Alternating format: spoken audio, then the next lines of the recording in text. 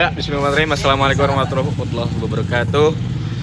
Izinkan saya memperkenalkan diri kelompok 6 dari kelompok 6 ingin mempresentasikan pengembang dan pengguna sistem. Kelompok 6 berisikan yang pertama 1 Azkar Alatsiri, yang kedua Alia Albarafa, yang ketiga Arya Nezar, yang keempat Fakih Mansur, yang kelima Rizky Pratama, yang keenam Raffi Syahdan, yang ketujuh Muhammad Raja Putra. Saya akan menjelaskan tujuan pembelajaran. Tujuan pembelajaran berisi memahami konteks organisasi, mengetahui virtual office dan organisasi virtual, mengenal spesialis informasi, memahami end user computing, mengetahui manajemen pengetahuan. Selanjutnya akan dilanjutkan oleh Fakih Mansur. Assalamualaikum, saya Fakih Mansur akan menjelaskan tentang organisasi bisnis. Sistem informasi tidak bisa berdiri sendiri, melainkan dikembangkan untuk mendukung seluruh area bisnis. Ada 3 poin. Poin yang pertama, dukungan eksekutif. Sistem informasi eksekutif berada di puncak untuk membantu pengambilan keputusan strategis. Yang kedua, area bisnis meliputi sisi pemasaran, manufaktur, keuangan, SDM, dan sumber daya informasi. Yang ketiga, aliran data. Data dan informasi lingkungan mengalir masuk untuk diproses oleh masing-masing sistem tersebut. Lalu ada organisasi layanan informasi. Divisi TI. Unit ini bertanggung jawab mengelola sumber daya informasi perusahaan. Kita sumber daya meliputi hardware, software, basis data, fasilitas, serta spesialis informasi. Di sini ada 6 spesialis informasi utama. Yang pertama, sistem analis, menganalisis kebutuhan sistem. Yang kedua, database administrator, mengelola basis data. Yang ketiga, webmaster, mengelola konten dan teknis situs web. Yang keempat, network spesialis, mengatur jaringan komunikasi. Yang kelima, programmer, menulis kode aplikasi. Dan yang terakhir, operator, menjalankan peralatan komputer. Selanjutnya akan dibacakan oleh Rizky Pratama, ketua kelas kita. Kita akan menjelaskan end user computing atau EUC. EUC adalah kondisi di mana pengguna akhir user mengembangkan sendiri sebagian atau seluruh sistem mereka. Faktor pendorong. Yang pertama, meningkatnya literasi komputer. Yang kedua, harga perangkat keras yang semakin murah. Yang ketiga, banyaknya software siap pakai, off the shelf. Yang keempat, antrian panjang di divisi TI, layanan informasi. Selanjutnya ada rantai komunikasi tradisional vs EUC. Terdapat perbedaan peran spesialis informasi dalam pengembangan sistem.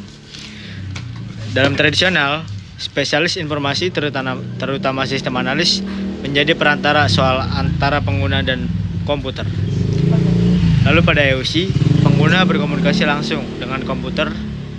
Spesialis informasi hanya berperan sebagai pendukung teknis di tingkat tertentu.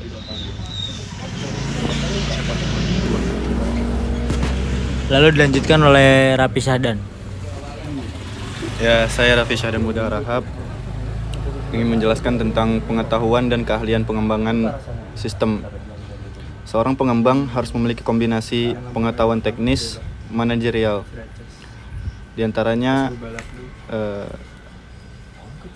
pengetahuan literasi komputer, literasi informasi, dasar bisnis atau akuntansi keuangan dan lain-lain. Teori sistem dan siklus hidup pengembangan sistem yang biasa disebut dengan SDLC. Lalu ada keahlian, diantaranya pertama ada komunikasi untuk menyampaikan informasi.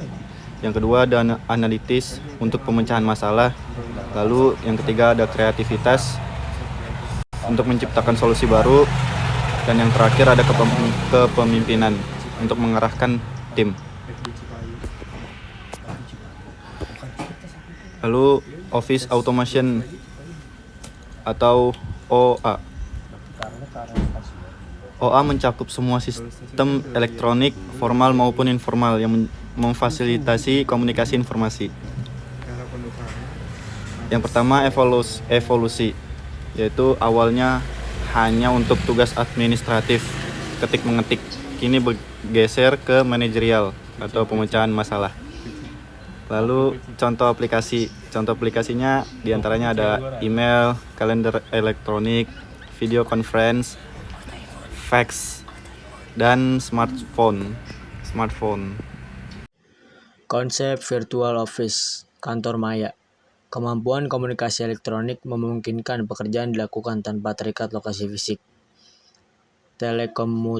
Commuting, bekerja dari jarak jauh atau rumah. Keuntungannya adalah jadwal fleksibel, namun resikonya adalah rasa terisolasi atau tidak memiliki komunitas. Lalu ada hoteling. Perusahaan menyediakan ruang kantor bersama yang bisa dipesan saat dibutuhkan saja, lebih efisien dalam penggunaan ruang. Selanjutnya saya keuntungan dan kerugian virtual office. Keuntungan mengurangi biaya fasilitas atau peralatan, mengurangi kemacetan dan membuka peluang kerja bagi penyandang disabilitas. Kerugiannya, moral karyawan bisa turun karena kurang interaksi fisik, serta ada risiko keamanan data. Selanjutnya, virtual organization atau organisasi virtual. Ini adalah tahap lanjut dari kantor virtual di mana seluruh operasi perusahaan tidak terikat lokasi fisik. Fokus industri yang berbasis ide, informasi, dan kecerdasan atau intelijen. Contoh, bidang pendidikan online, konsultan, perjalanan, dan hiburan. Selanjutnya akan dibacakan oleh Arya Nezar.